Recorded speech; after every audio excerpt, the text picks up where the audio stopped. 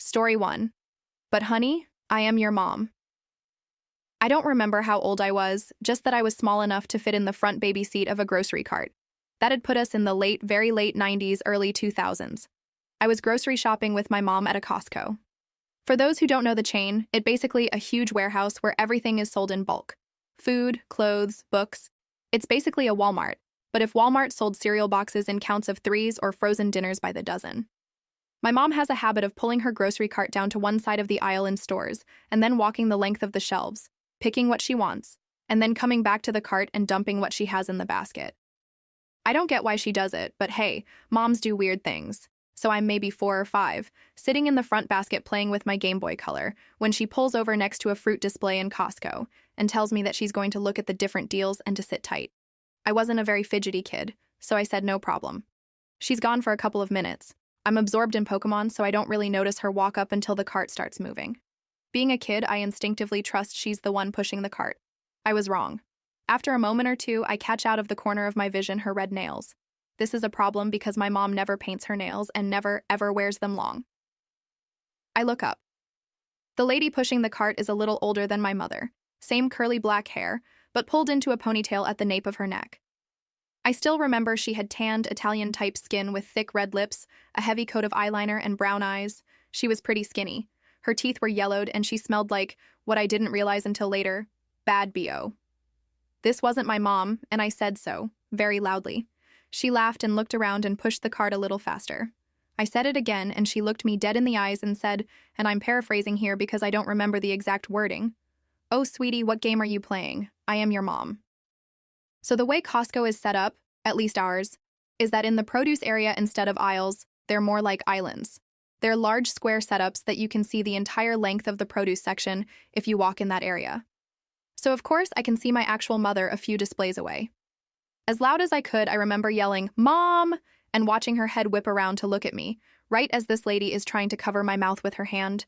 I don't know if she decided then I wasn't worth it because I was so noisy, or if looking at my mother charging from a few displays over.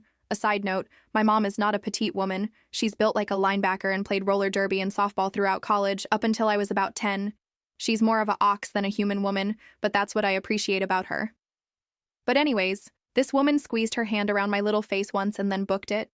My mom comes running up to me and starts asking me a million questions at once, and my little brain thinks all of a sudden that I'm in trouble for using my outdoor voice inside because she looks mad, so I start to cry.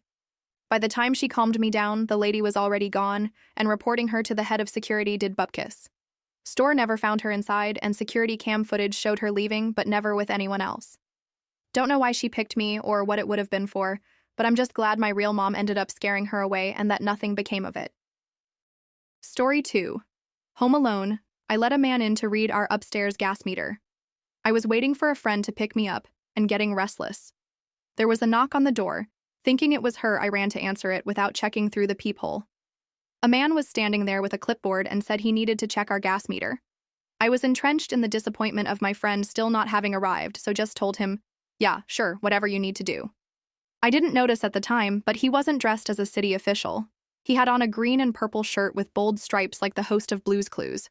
He came in and immediately went up the stairs to where our bedrooms were and walked into the open door of my room, the typical girly girl room with pink and glitter. Thank God my sister came down the stairs at almost that exact moment. She said, "Oh, is that Daphne's dad? Why is he going upstairs?" And I complained about how Daphne wasn't here and was going on about how unreliable she was when my sister cut me off. Wait, if Daphne isn't here, who is that?" I said, "He's here to read the gas meters." Her face turned white. She flung open the front door and dragged me out, hand clamped over my protesting mouth. She said, "Our gas meters are outside." Neither of us had a cell phone, it was the 60s, and obviously weren't going back in the house to call authorities on the landline phone. Then my ever-resourceful sister had a stroke of genius. A man was walking right by our house and she motioned him over. She called loudly into the house, "Oh, Dad, it's good you're home. A man from the city is here to read the gas meters upstairs." And just like she'd hoped, this man on the street said, "What are you talking about?" The man in the striped shirt bolted out of the house. The man on street asked us repeatedly if we were okay, if we needed him to stay and wait in the yard with us until our parents came home. He was very sweet. We were so startled that we barely thanked him before slamming and locking the doors and windows. As irate as my sister was that I let someone in the house, she begged me not to call the authorities because my parents left her in charge and she worried she'd be in trouble. I didn't want to catch any heat from carelessly allowing some guy in, so I was on the same page. 3 weeks later, a girl in our community went missing. Same MO, she was home alone, and authorities found the door open and no signs of forced entry. My sister and I discussed our options, but deep down knew we had no choice but to come clean. We told the police everything. I don't know if it ever helped, but they did tell us they had reason to believe it was the same man. They also tracked down the man who helped us on the street. Turns out we already knew him. He worked in the butcher shop. We just didn't recognize him. He was lifelong friends with the family after that. Our parents were mortified. They weren't angry with us, just glad we were okay, though they did review all the rules of caution and didn't leave us home alone for a while. They found the girl and say she'd been held for a few days and then burned alive.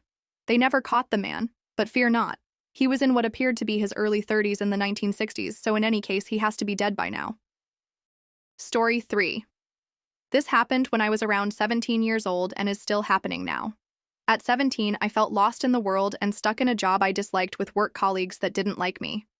This had to do with my accent, as I was quite well-spoken, so they thought I was a rich kid. It all started on a Friday after work. The factory I worked in had a half-day on Fridays, so I would just spend the rest of the day wandering around the city I lived in. It had been a tough day of relentless mocking, and I was reaching my breaking point. I went around the city looking for a new job. I visited the police recruitment center, the Army, Navy, and Air Force centers, and even the International Red Cross. I just wanted to get away from it all. After a few hours, I had a bag full of career pamphlets and still no idea what to do with my life. I turned a corner and immediately saw a sign sitting in front of me. I can remember it so vividly now. It said, "Free personality test. Are you curious about yourself? Come in." I then looked up at the building, and in a big fancy sign outside it said, "The Church of Scientology." Now before I continue, yes, I already knew about Scientology, however, I had a morbid curiosity about it. I had heard all the horror stories and goings-on inside the church, but Tom Cruise was my favorite actor and he seemed to have his life sorted out pretty good. My famous last words right there. So, I went inside. I was immediately greeted by a very nice lady. She asked me how I was doing and what she could do for me today.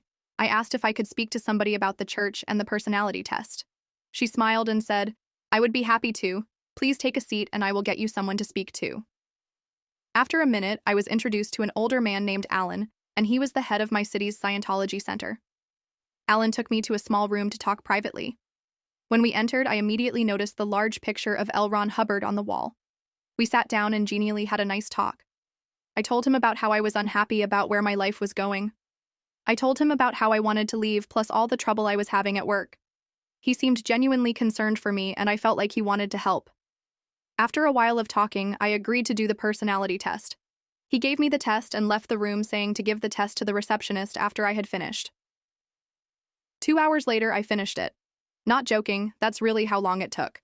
It was around 500 questions about anything and everything. I handed it in to the receptionist, and she told me it would take some time to process.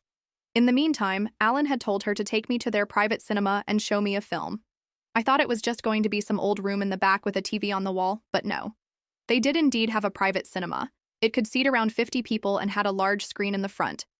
It did feel a bit weird just being by myself in a cinema owned by Scientology, but I bet that hasn't happened to many people. Or maybe it has? Anyway, I sat down and they played me the film. It was about 30 minutes long and consisted of a narrator explaining those strange feelings you sometimes get, with some mediocre acting following along.